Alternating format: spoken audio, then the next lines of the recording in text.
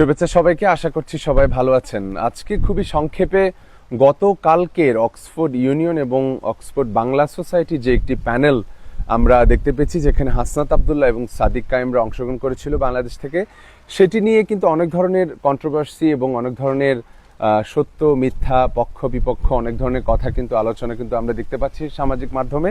তো সেই ব্যাপারগুলো নিয়ে আপনাদের সামনে খুব সহজে আসলে এখানে কি ঘটেছিল এবং এখানে যে ফ্যাকচুয়াল কিছু ইস্যু আপনাদের সামনে আমি তুলে ধরবো। আমি নিজেও কিন্তু একটি স্টুডেন্ট ইউনিয়নের ভাইস প্রেসিডেন্ট, তো আমার অনেক ধারণা রয়েছে যে যুক্তরাজ্যের ইউনিয়নগুলো এবং সোসাইটিগুলো তাদের আন্ডারে কিভাবে ফাংশন করে সেটি আমি খুব সহজে আপনাদের সামনে তুলে ধরতে পারবো। শুরুতে আমি যেটি বলবো যে গতকালকের যে ইভেন্টটি ছিল সেটি ছিল অক্সফোর্ড বাংলা সোসাইটির একটি প্যানেল, এবং এটি কিন্তু অক্সফোর্ড ইউনিয়নের আমরা প্রেস্টিজিয়াস যে একটি ইভেন্ট, তারা ডিবেটিং যে একটি ইভেন্ট তারা করে থাকে, এটি কিন্তু অক্সফোর্ড ইউনিয়ন ডিবেট ছিল না। প্রথমত আপনাদেরকে এই ডিফারেন্সটি প্রথমত বুঝতে হবে। প্রথমত হচ্ছে যে অক্সফোর্ড ইউনিয়ন তারা একটি স্বাধীন প্রতিষ্ঠান। অক্সফোর্ড ইউনিভার্সিটি এবং যুক্তরাজ্যের যে কোনো ইউনিভার্সিটি কিন্তু তাদের পৃথক একটি স্বাধীন যে ইউনিয়ন বা ছাত্রদের অধিকার রক্ষায় বা ছাত্রদের ওয়েলফেয়ারে এই ইউনিয়ন কিন্তু কাজ করে। এটি অবশ্যই ম্যান্ডেটরি, প্রত্যেক ইউনিভার্সিটি থাকতে হয়। তো অক্সফোর্ডেরও এরকম একটি ইউনিয়ন রয়েছে যেটি অক্সফোর্ড ইউনিয়ন নামে সবাই চেনে, এবং অক্সফোর্ড ইউনিয়ন কিন্তু তারা প্রেস্টিজিয়াস যে ডিবেট সেটি সবসময় আয়োজন করে থাকে। আমরা সবসময় আপনারা দেখবেন যে ইসলাম নিয়ে আলোচনা হয়, সেখানে ইন্ডিয়া পাকিস্তান নিয়ে আলোচনা হয়, সেখানে গ্লোবাল অনেক কনফ্লিক্ট নিয়ে আলোচনা হয়, যেমন কাশ্মীরের মতো ইস্যুগুলো, গাজা কনফ্লিক্ট, তারপরে সেখানে আমাদের যে ইউক্রেন ওয়ার, মানে অনেক ধরনের সাম্প্রতিক এবং ঐতিহাসিক অনেক ব্যাপারগুলো এবং কন্ট্রোভার্সিয়াল অনেক বক্তারাও কিন্তু সেখানে যায়। এবং এ ধরনের ডিবেট যখন তারা আয়োজন করে, যুক্তরাজ্যের মেইন স্ট্রিম মিডিয়া সহ অক্সফোর্ড ইউনিয়নের পেজে কিন্তু আপনি দেখবেন যে খুব বড় সড়োভাবে এ ধরনের প্রচার প্রচারণাগুলো হয়, এবং যদি কোনো কন্ট্রোভার্সিয়াল ব্যক্তি যদি সেখানে যায় বা তাকে ইনভাইট করে, সেক্ষেত্রে কিন্তু এটি নিয়ে মিডিয়া অনেক ধরনের সমালোচনা করে, মানুষজন অনেক ধরনের প্রোটেস্ট এখানে জানায়। তো সাম্প্রতিক যেমন একটি ডিবেট হতে যাচ্ছে, টমি রবিনসন হচ্ছে একটি ডিবেটে অংশগ্রহণ করবেন এই সপ্তাহে, এবং এটি নিয়েও কিন্তু অনেক ধরনের আলোচনা সমালোচনা মিডিয়া এবং বিভিন্ন মানুষের মধ্যে রয়েছে। তো এটি হচ্ছে অক্সফোর্ড ডিবেট। এবং গতকালকে হাসনাত এবং সাদিক কায়েম যে ডিবেটটিতে অংশগ্রহণ করেছিল, আসলে সেটি ডিবেট না, আমি ভুল বলছি, সেটি হচ্ছে প্যানেল। সেই প্যানেলটি আয়োজন করেছে অক্সফোর্ড বাংলা সোসাইটি। তো এই প্যানেলটি এবং ডিবেটের মধ্যে কিন্তু বিস্তর ফারাক রয়েছে, যেটি অক্সফোর্ড ইউনিয়ন অনেক আগে থেকেই ঐতিহাসিকভাবে তারা হোল্ড করে। তো এই যে প্যানেলটিকে অনেকেই অক্সফোর্ড ডিবেট হিসাবে প্রচার করলো, এবং ভুল ক্রমে কিন্তু আমি দেখতে পেয়েছি যে সাদিক কায়েম বা হাসনাত আবদুল্লাহরাও কিন্তু খুব সতর্কতার সাথে এটি আসলে হ্যান্ডেল করতে পারেনি, কারণ হয়তো তারা এটার ব্যাপারে খুব ভালো ধারণা নেই, অথবা তাদেরকে মিসলিড করা হয়েছে, অথবা তাদেরকে এইভাবে জানানো হয়েছে যে এটি আসলে অক্সফোর্ড ইউনিয়নের একটি ডিবেট। তো এখন ব্যাপারটা হচ্ছে যে আমার হাসনাত এবং সাদিক কায়েমের প্রতি অনেক শ্রদ্ধা রয়েছে জুলাই যোদ্ধা হিসাবে এবং হাসিনা বিরোধী যে আন্দোলনের অগ্রনায়ক হিসাবে, এবং আমি কিন্তু খুবই এক্সাইটেড যে তারা এখানে এসেছে এবং তারা এ ধরনের একটি ইন্টারন্যাশনাল লেভেলে এসে একটি প্যানেলে অংশগ্রহণ করেছে। এটি তাদের ডেফিনেটলি তাদের অভিজ্ঞতাকে আরও সমৃদ্ধ করবে। কিন্তু ব্যাপারটা হচ্ছে যে তরুণ নেতৃত্ব হিসাবে আমার কনসার্নটা হচ্ছে তারা কেন একটি বিষয়কে জেনে বুঝে উপস্থাপন করবে না। কারণ একজন তরুণ নেতৃত্ব হিসাবে আমরা কিন্তু অবশ্যই সমাজে সত্য প্রতিষ্ঠা এবং সঠিকভাবে আমাদের রিপ্রেজেন্টেশন হচ্ছে কিনা এবং সঠিক তথ্যটা আমরা মানুষের সামনে তুলে ধরছি কিনা, এগুলো আমাদের বাংলাদেশে এই প্র্যাকটিসগুলো না থাকলেও এখানে যুক্তরাজ্যে কিংবা ওয়েস্টার্ন ওয়ার্ল্ডে কিন্তু দেখবেন যে কেউ কারো আসলে একটা ছোট লেখাও কিন্তু কপি করে পেস্ট করছে না। কিন্তু এটি যদি কেউ এই প্র্যাকটিসটি করে থাকে, সেক্ষেত্রে কিন্তু সে অনেক ধরনের প্রফেশনাল বা অনেক ধরনের ঝামেলা কিন্তু তাদের পড়তে হয়।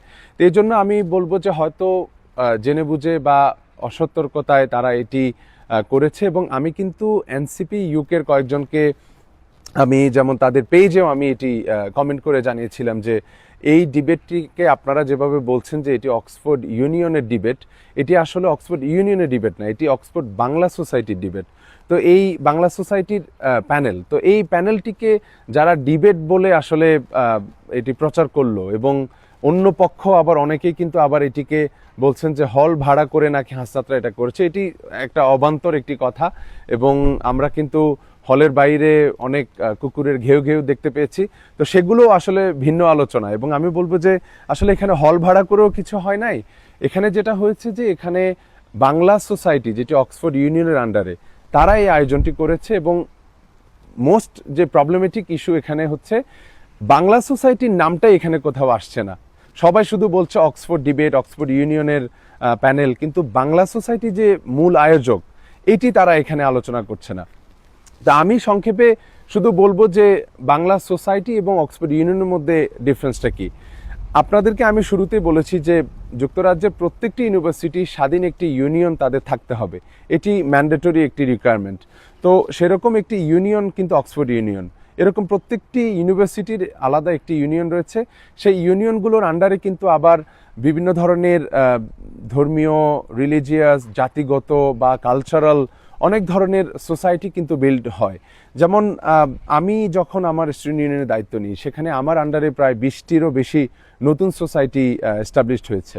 তো অক্সফোর্ড ইউনিয়নের যে বাংলা সোসাইটি, সেটি অক্সফোর্ড ইউনিয়নের আন্ডারে একটি সোসাইটি। তো এইটিকে কিন্তু অনেকেই মিসরিপ্রেজেন্টেশন করছে যে বাংলা সোসাইটির ইভেন্টটাকে তারা অক্সফোর্ড ইউনিয়নের ইভেন্ট বলে চালিয়ে দিচ্ছে।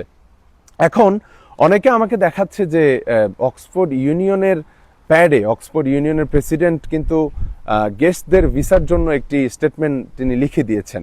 তো এটি কিন্তু তাদেরকে বুঝতে হবে, যখন আমি বলছি যে অক্সফোর্ড ইউনিয়নের আন্ডারে বাংলা সোসাইটি, এবং বাংলা সোসাইটি বা যে কোনো সোসাইটির যে কোনো একটি ইভেন্ট যদি হয়, সেখানে যদি কোনো গেস্ট, ফরেন গেস্ট যদি সেখানে এসে থাকে বা কাউকে দাওয়াত করে থাকে, তাহলে অক্সফোর্ড ইউনিয়ন প্রেসিডেন্টের কাছে বাংলা সোসাইটির প্রেসিডেন্ট যদি গিয়ে বলে যে আমার এই গেস্টের একটি জন্য একটি স্টেটমেন্ট লাগবে ভিসার, যাতে তার সহায়তা হয়, যেহেতু সোসাইটি ইউনিয়নের আন্ডারে যে কোনো প্রেসিডেন্ট খুব সহজেই কিন্তু এটি তাদেরকে এই স্টেটমেন্টটি প্রোভাইড করবে। এটি হচ্ছে প্রথম কথা।